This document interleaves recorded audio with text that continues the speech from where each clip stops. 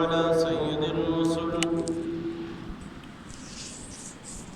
والصلاة والسلام على سيد الرسل وخاتم الأنبياء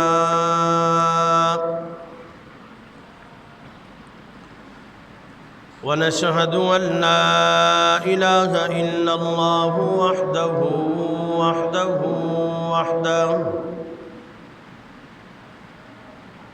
ونشهد أن سيدنا وسندنا ونبينا وشفيعنا وحبيبنا وحبيب ربنا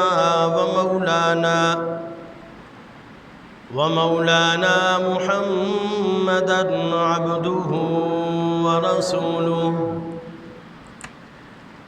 صلى الله تعالى عليه وعلى آله وأصحابه وبارك وسلم تسليما كثيرا أما بعد فأعوذ بالله من الشيطان الرجيم بسم الله الرحمن الرحيم محمد رسول الله والذين معه أشداء على الكفار رحماء بينهم تراهم ركعا سجدا يبتغون فضلا من الله ورضوانا سيماهم في وجوههم من أثر السجود قال الله تبارك وتعالى في القرآن المجيد والفرقان الحميد اللهم صل على سيدنا ومولانا محمد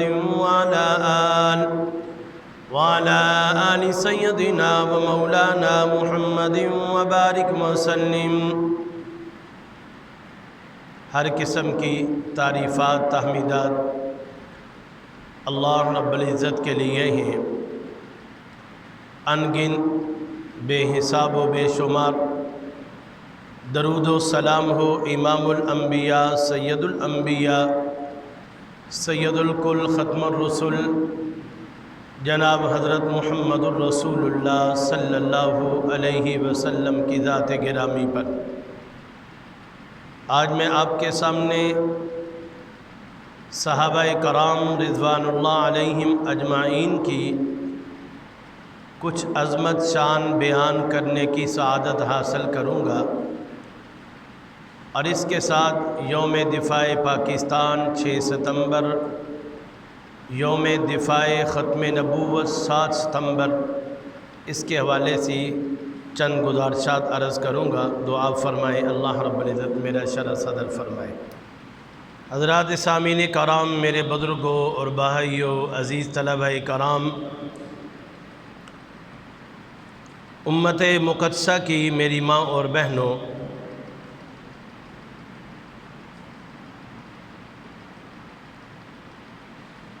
عظمت صحابہ، شان صحابہ کرام،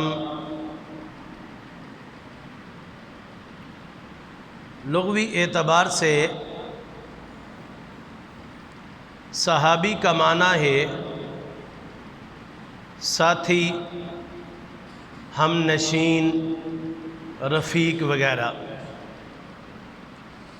اصطلاح شریعت میں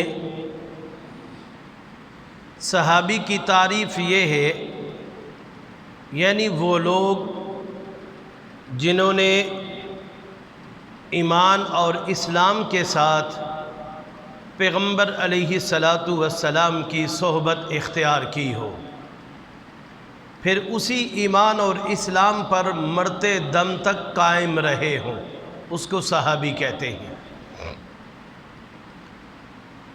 حضرات سامعین کرام، صحابہ کا مقام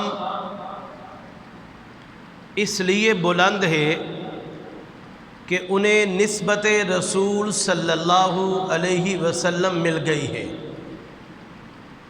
اور وہ بلا واسطہ آپ صلی اللہ علیہ وسلم کے صحبت یافتہ، آپ کے فیض یافتہ ہیں۔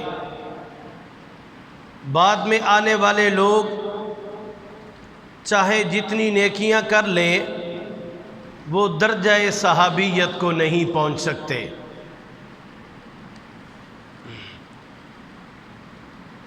کیوں؟ بعد میں نیکیاں کرنے والے وہ صحبت نبوی صلی اللہ علیہ وسلم سے محروم ہیں۔ جس طرح نبوت کا دروازہ بند ہے، اسی طرح اب صحابیت کا دروازہ بھی بند ہے۔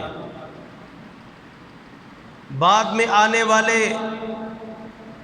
محنت کر کے عالم بن جائیں گے، مفتی بن جائیں گے، قاضی بن جائیں گے، متقی بن جائیں گے، فقیہ بن جائیں گے، مجتہد بن جائیں گے، ولی اللہ بن جائیں گے، حافظ قرآن بن جائیں گے، قاری قرآن بن جائیں گے، لیکن وہ صحابہ کی جوتوں کے اوپر جو خاک ہے وہ اس کا بھی مقابلہ نہیں کر سکتے۔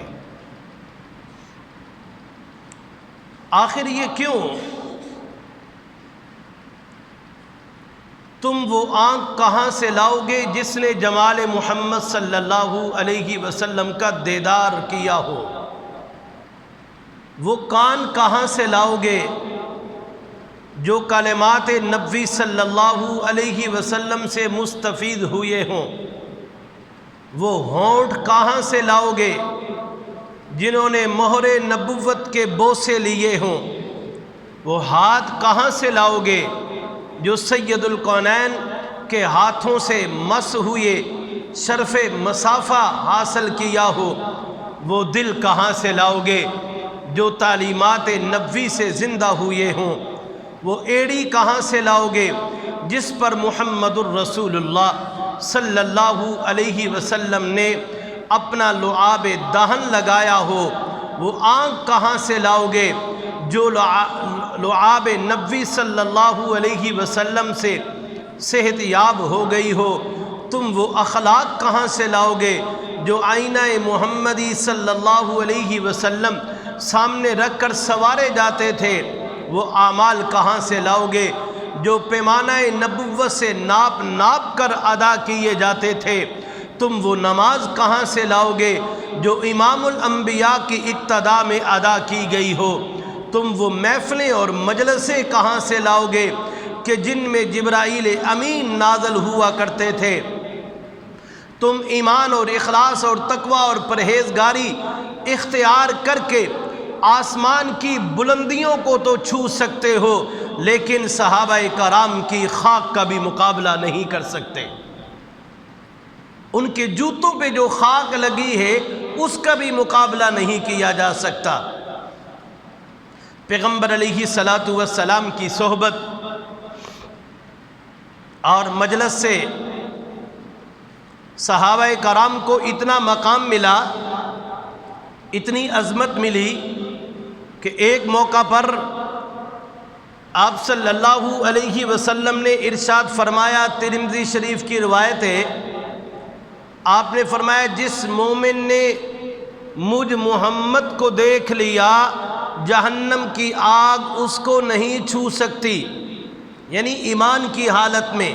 پھر آگے فرمایا یا جس نے اس کو دیکھ لیا جس نے مجھ محمد کو دیکھا، فرمایا اس کے اوپر بھی جہنم کی آگ حرام ہے۔ اب محمد صلی اللہ علیہ وسلم کو ایمان اور اسلام کی حالت میں کس نے دیکھا؟ صحابہ اور اہل بیت نے دیکھا۔ اللہ کے نبی فرما رہے جس نے مجھ محمد کو ایمان اور اسلام کی حالت میں دیکھ لیا، اللہ نے اس کے اوپر جہنم کی آگ کو حرام کر دیا۔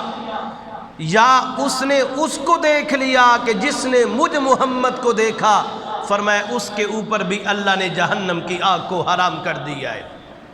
مطلب یہ ہے کہ صحابی کو، اہل بیت کو جنت واجب کر دی گئی اور جہنم حرام کر دی گئی۔